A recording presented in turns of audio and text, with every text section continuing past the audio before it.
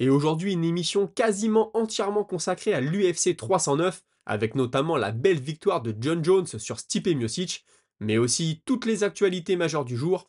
Nous sommes le lundi 18 novembre 2024, c'est le moment MMA, soyez tous les bienvenus.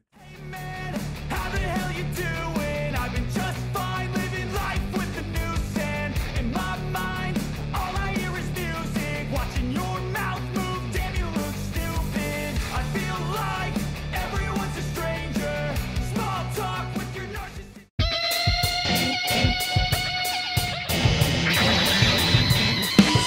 Suite à sa victoire par KO face à Stipe Miocic sur un magnifique coup de pierre tourné au corps ce week-end, John Jones a déclaré qu'il avait travaillé cette technique 3 heures par semaine durant de nombreuses semaines avec un coach de taekwondo qu'il faisait venir spécialement chez lui. Le gars venait chez lui 3 fois par semaine, 3 sessions d'1 heure et à chaque fois il s'entêtait sur ce coup de pierre tourné. Il avait constaté qu'il n'avait pas la puissance nécessaire dans les poings pour terminer ses adversaires sur une seule frappe. Il n'avait pas le fameux knockout power. Il voulait absolument ajouter à son arsenal une technique lui permettant de mettre KO n'importe qui à n'importe quel moment. Je pense que c'est quelque chose qui a porté ses fruits ce week-end. Concernant son adversaire, il lui a reconnu une droite redoutable qui pouvait mettre fin au combat à tout moment, ainsi qu'une remarquable résistance à la douleur, ajoutant que c'est très troublant de frapper quelqu'un, de le frapper très fort et que le mec en face ne bronche pas du tout. Il a aussi confié que si ce combat était son dernier, il était très satisfait, mais que s'il devait de nouveau entrer dans l'octogone, il privilégie des adversaires dangereux qui sont déjà établis au sommet, plutôt que d'autres tout aussi dangereux, mais qui sont encore jeunes dans le sport. C'est pourquoi il préfère affronter Alex Pereira que Tom Aspinall, ajoutant que s'il devait affronter l'anglais, il devrait être très bien compensé financièrement. Et puis enfin, on l'a interrogé sur un potentiel combat contre Francis Ngannou. Il a seulement répondu qu'il n'affrontera que des combattants UFC. Personnellement, assez rapidement sur le combat, j'ai beaucoup aimé John Jones. J'avais beaucoup dit que je ne savais pas où il en était, etc. Franchement, il y a vraiment du génie en John Jones, comme je l'ai mis dans le titre.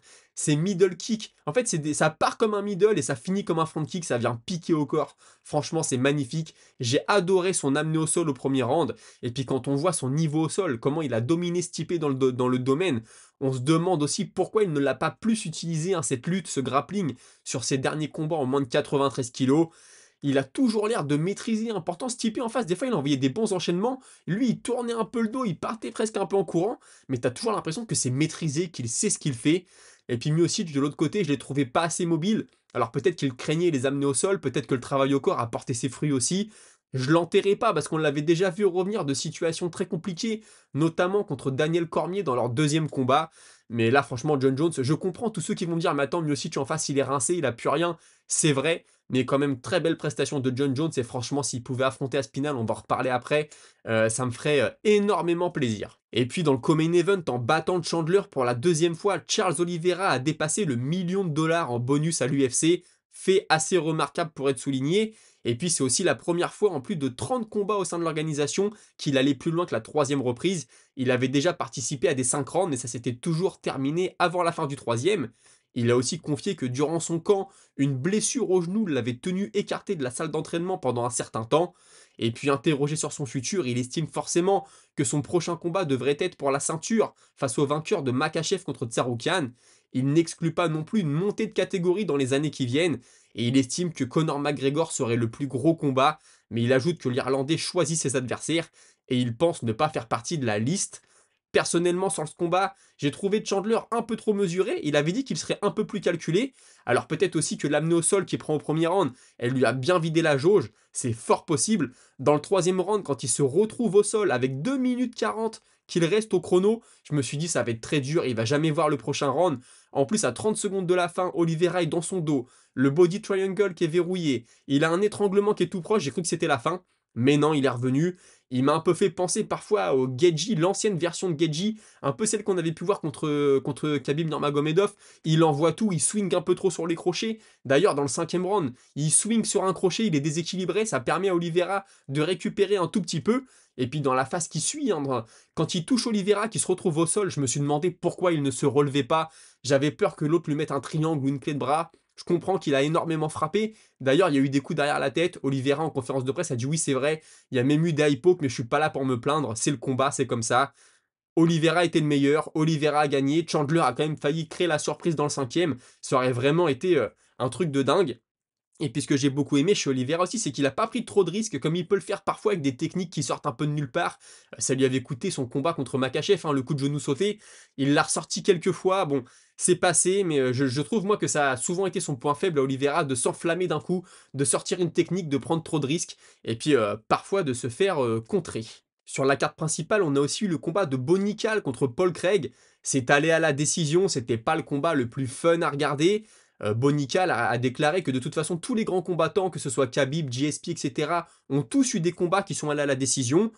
En conférence de presse ensuite devant les journalistes, il a déclaré qu'il estimait être meilleur debout, il se sentait bien debout, donc il y est resté. Et il est aussi assez fier d'avoir pu se prouver qu'il pouvait remporter un combat sans aller au sol, mais qu'il n'oublierait pas ses racines de lutteur et ne deviendra pas un striker, hein, comme beaucoup de grappleurs à l'UFC qui sont tombés amoureux de leur poing et qui ont délaissé le grappling. Lui dit non, non, moi je suis un lutteur et je vais revenir à la lutte. Il aimerait combattre 3 fois en 2025, donc revenir très tôt dans l'année. La carte de Miami l'intéresse. En plus, apparemment, Jorge Masvidal sera dessus, donc il aimerait être avec lui, son partenaire d'entraînement, les deux.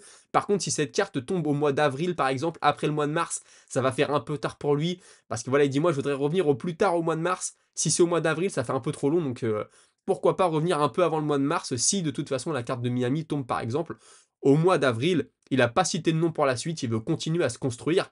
Et puis j'ai appris une chose assez drôle, hein, sa mère a commencé la boxe anglaise à 40 ans, en tant que, elle a fait quelques combats en amateur, il a même été dans son coin une fois, il dit ouais j'avais 12 ans, j'étais dans le coin de ma mère, c'était assez particulier. Écoutez, c'est sûr que ce combat pour Bonical, quand tu as une sensation comme lui, un mec qu'on te vend comme ça, tu t'attends à ce qu'il roule sur son adversaire. Ça n'a pas été le cas, tu sens qu'il a encore besoin de se construire. Il y a quand même du positif à en tirer, hein. Il peut gagner un combat en restant debout. Contre Paul Craig, c'est sûr, vous me direz, c'est pas le meilleur striker de la catégorie en face. Mais il l'a fait, il y avait la pression, il y avait Donald Trump qui était là, la salle était pleine, c'était New York, la carte principale. On peut comprendre, par contre, c'est vrai que s'il reste à ce niveau-là, ça risque d'être très compliqué pour aller chercher une ceinture. Maintenant, il est bien entouré, il a une lutte de dingue, il faut encore qu'il arrive à jauger entre sa lutte, son striking, ses transitions, mais on peut rester peut-être un peu confiant pour la suite. Dans les prélims, on avait Jim Miller, le vétéran, c'était son 45e combat à l'UFC, truc de dingue. Il a gagné au premier round sur une guillotine, hein, il a contré un takedown, guillotine, le mec en face a tapé, magnifique. En conférence de presse, voilà, il le dit, il me reste 5 combats pour arriver à 50 combats à l'UFC. J'aimerais les faire. Si je prends 3 victoires, ça me ferait 30 victoires à l'UFC. Donc voilà, faire 5 combats encore, avec au moins 3 victoires, ce serait magnifique pour lui. Et puis c'est drôle parce qu'il dit, j'aimerais avoir encore de l'énergie pour faire autre chose de ma vie une fois à la retraite. On a envie de le dire, avec 50 combats seulement à l'UFC, hein, il y a d'autres combats avant, sa jauge d'énergie, il a déjà bien tapé dedans. Et puis lui, aujourd'hui, il vise plus la ceinture, hein, il vise que des combats qui l'intéressent. Et il ne dirait pas non non plus à une montée dans la catégorie du dessus, à savoir chez les poids welter.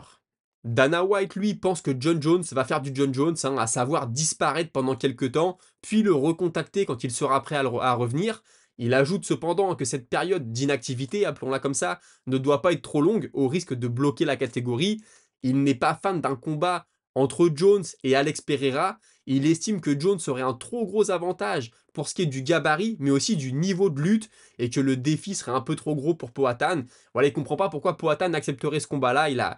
Il est bien dans sa catégorie, il règne. Puis je pense aussi qu'il veut pas perdre une des deux stars de l'organisation, hein, avec un du coup qui serait énormément décoté par la suite. Il ajoute quand même que si les deux veulent vraiment le faire et lui font comprendre, il pourrait peut-être faire quelque chose. Et puis comme déjà évoqué la semaine dernière, hein, le combat qu'il veut pour son champion, c'est contre l'anglais, il veut voir Jones contre Aspinall, il est prêt à très bien le payer pour ça, il l'a dit, je sais que Jones veut beaucoup d'argent, je suis prêt à lui donner, je lui ai toujours donné beaucoup d'argent, il n'a pas pris toutes ces années d'arrêt, hein, il y a quelques temps, s'il n'avait pas été très bien payé par l'organisation. Il a aussi eu un mot pour Michael Chandler, qu'il juge toujours fun à regarder, qu'il gagne, qu'il perde, qu'il y ait un match nul, Chandler vient toujours pour se battre, et il sera avec nous jusqu'au bout. Il est aussi OK pour prolonger Miller, ou en tout cas pour que Miller fasse assez de combats pour arriver aux 50 combats dans l'organisation. Et puis concernant Bonical, il estime qu'il doit encore travailler, encore se construire, mais il ajoute qu'il a quand même dominé ce soir, qu'il s'est imposé, donc ça reste une note positive. Il nous apprend aussi que le combat entre Shavkat Rakhmonov et Ian Gary, ça y est, c'est officiel, Ian Gary ne fera pas de main event contre Buckley, mais va remplacer Bilal Mohamed pour affronter Shavkat. Ce sera le co-main event de l'UFC 310, et il n'y aura pas de titre intérim en jeu, parce que Bilal Mohamed va revenir très vite. Il ne voyait donc pas vraiment de réelle raison de mettre un titre intérim. Je peux comprendre. Et puis il ajoute que Conor McGregor reviendra début 2025, fin 2025, pardon. On a un journaliste qui lui dit: ah, c'est bizarre, il a parlé du mois de février ou du mois de mars. Et Dana White lui dit: écoute, je vous avais tous dit qu'il reviendrait pas en 2024, il est parvenu. Maintenant, je vous dis qu'il reviendra fin 2025 s'il revient. Donc, la suite au prochain épisode, on a aussi Michael Chandler qui a déclaré qu'il était venu dans l'idée qu'à la fin de son combat, il appellerait Islam Makhachev à venir le combattre. Il dit: malheureusement, c'est Charles Oliveira qui a gagné. Maintenant, je veux Holloway ou McGregor. Je ne sais pas ce que ça va donner, mais contre Holloway, ça donnerait un super combat, ça c'est sûr et certain. Et puis malheureusement, sur cette carte, on avait perdu un combat quelques heures avant le début. Chris Weidman, dont je vous parlais dans le dernier épisode vendredi, qui devait affronter Eric Anders. Eric Anders, pour des raisons médicales, a dû annuler, n'a pas pu monter dans la cage. J'ai pas plus de détails à l'heure où j'enregistre. J'espère qu'on en saura un petit peu plus. Et puis sinon, on avait, vous savez, Drake, et le rappeur Drake est très connu pour ses paris. Il avait misé 355 000 dollars sur Mike Tyson qui bat Jake Paul. Pas de chance pour lui, c'est le contraire qui s'est passé. Mais il avait mis 450 000 sur John Jones qui met KO Miocic. Pour le coup, il a eu du flair. Quand j'ai vu le premier résultat, je me suis dit: attention, la malédiction de Drake continue. Mais non, tout s'est bien passé. Et puis comme je vous parle de Jake Paul, sachez qu'il a demandé à affronter McGregor en MMA. Il lui dit: pas besoin de weight class, pas besoin de catégorie de poids, quoi. On s'affronte, toi et moi. Ça intéressera qui ça intéressera. Au point où on en est dans cette histoire, j'ai envie de vous dire, après, j'ai toujours dit respect quand même à Jake Paul de se marketer à ce point, de réussir à vendre à ce point. Et puis il a permis à Mike Tyson de prendre un gros billet. Tyson, on le sait, il a beaucoup cramé dans sa vie, avec ses addictions, son niveau de vie aussi, etc. Donc prendre un dernier gros billet, c'est bien mérité pour Mike Tyson. Et puis ce que j'ai oublié de vous dire, hein, c'est que si Ian Gary affronte Shavkat Rakhmonov, Joaquim Buckley se retrouve sans adversaire pour son main event à Tampa. Et du coup, c'est Colby Covington qui prend le combat. Franchement, ça va être magnifique. Comme ça, Colby Covington ne revient pas pour un combat pour la ceinture. Je ne pense même pas qu'une victoire sur Buckley lui permettrait de combattre pour la ceinture. Il aura sûrement besoin d'un combat juste avant. C'est un très bon test, hein. Si là, ça passe pas pour Covington, on sait que c'est mort, on sait que c'est terminé. Par contre, si Buckley bat Covington, pour sa confiance, c'est énorme. Et il rentrerait dans les conversations très très très intéressantes. Petit crochet par la boxe anglaise maintenant, et Tommy Fury, hein, le frère de Tyson, va affronter Darren Till à Manchester en boxe anglaise le 18 janvier prochain. Darren Till, ancien prétendant à la ceinture UFC chez les poids welter, il a vu sa chance à l'époque contre Tyron Woodley. Depuis qu'il a quitté l'UFC, on l'a vu combattre qu'une seule fois, dans un combat assez particulier qui s'était arrêté très vite, qui avait terminé en bagarre. Là, on se demandait, hein, s'il n'allait pas revenir à l'UFC, etc. Il aura une seconde chance en boxe anglaise face à Tommy Fury. Il va avoir un peu plus de lumière sur son nom que la dernière fois. Retour à l'UFC maintenant, il semblerait que Nick Diaz soit forfait pour son combat qui était prévu à l'UFC 310 face à Vicente Luque. Ça fait déjà 2 fois que Nick Diaz annule le combat. Malheureusement, la première fois, il devait combattre à Abu Dhabi, il avait eu un problème de visa. Cette fois-ci, on n'a pas encore plus d'informations sur les raisons de son forfait, et il semblerait que Temba Gorimbo prenne le short notice contre Vicente Luque. Luque d'ailleurs qui a déclaré qu'il avait encore l'intention d'aller jusqu'à la ceinture, qu'il est dans une phase très compliquée actuellement, mais qu'il a déjà connu ça par le passé, avant de rentrer à l'UFC. Ça le force à se réinventer, et comme il le dit: je ne veux pas arriver à la ceinture si je ne suis pas prêt. Mon heure viendra quand elle viendra, et c'est tout ce qu'on lui souhaite. Henri Cerudo qui nous tease un retour, hein, il a fait une question-réponse sur le site Verdict MMA, et il explique qu'il va revenir combattre très prochainement. Et puis enfin, on a Brice Mitchell qui fait son retour 1 an quasiment jour pour jour après avoir pris son terrible KO face à Josh Emmett. Ce sera à l'UFC 310 et ce sera contre un autre revenant, Kron Gracie comme vous voulez, un autre membre de la famille Gracie qu'on n'a pas vu depuis 1 an et demi lui, et une défaite face à Charles Jourdain. Avant ça, il avait perdu contre Cub Swanson. Il est sur un 5-2 en carrière, ses 5 victoires sont venues par soumission. Il fait partie de la team Net et Nick Diaz justement. Moi, Mitchell, j'aime beaucoup. Vous savez, j'ai de gros espoirs sur lui s'il prend sa carrière au sérieux. Il vient de prendre 30 ans, c'est pas encore trop tard. Ça se passe forcément chez les poids plumes. Debout, je pense que Mitchell a l'avantage. Gracie, debout, j'aime pas vraiment son style. Au sol, bon, bah, c'est un peu la lutte contre le JJB. Mettre un Gracie sur le dos, ça peut être très dangereux. tout peut se passer. J'ai quand même Brice Mitchell en favori, surtout que si Mitchell ne gagne pas ce combat-là, ça va devenir très compliqué pour lui. On sait maintenant que le gratin, là, c'est un peu dur. Il a perdu contre Topuria. Bon, il a dit qu'il avait la grippe juste avant ça, mais quand même, il est monté dans la cage, donc il a perdu. Il a perdu contre Emmett. Là, Gracie, c'est même pas classé au top 15. Il a perdu contre Swanson et Jourdain. Donc voilà, les portes du top 15 étaient fermées. Si Mitchell perd ce combat, c'est très très compliqué pour lui. Écoutez, on a fait le tour de l'actualité pour aujourd'hui. Si vous aimez et que vous apprenez des choses, n'hésitez pas à liker, vous abonner, commenter. Et en parlant de commentaires, on passe tout de suite à votre moment avec la Minute Auditeur. Cette minute auditeur, aujourd'hui, on la commence avec Caparzo qui me dit: plus personne ne parle de Gann à cause de son inactivité, mais pour moi, ça reste le danger numéro un pour Aspinal. Bon, je l'ai déjà dit ici, hein, pour moi, si Jones prenait sa retraite et Miocic aussi, le vainqueur de Gann contre Volkov devrait avoir sa chance contre Aspinal, logiquement. Maintenant, suite à ce que j'ai vu ce week-end, peut-être que je suis biaisé, je sais pas, que mon avis est biaisé, que Miocic était vraiment pas là, etc. J'en sais rien. Mais ce que j'ai vu de John Jones contre Aspinal en réalité, maintenant, je pense quand même que ça peut donner un très beau combat. Encore une fois, je peux me tromper, mais si Jones venait à se retirer, c'est vrai que le vainqueur de Gann Volkov, et puis Gann debout pourrait peut-être gêner un peu Aspinal. Après, si ça va au sol, ça va être très compliqué. Aspinal debout, il est très bon aussi. Aspinal est plus complet, mais écoutez, sait-on jamais. Il y a Skill qui me dit: j'ai entendu dire aujourd'hui que désormais Aspinal n'acceptera qu'un combat pour le titre incontesté et refusera toutes les autres propositions. C'est bien normal en même temps, mais c'est à vérifier. Mais écoute, peut-être c'est possible qu'il ait dit ça. Maintenant, il est encore jeune, il est au top de sa carrière. Il a dit: je veux combattre, je veux être actif. Ça serait dommage de rester 1 an sur le côté ou même 10 mois sur le côté.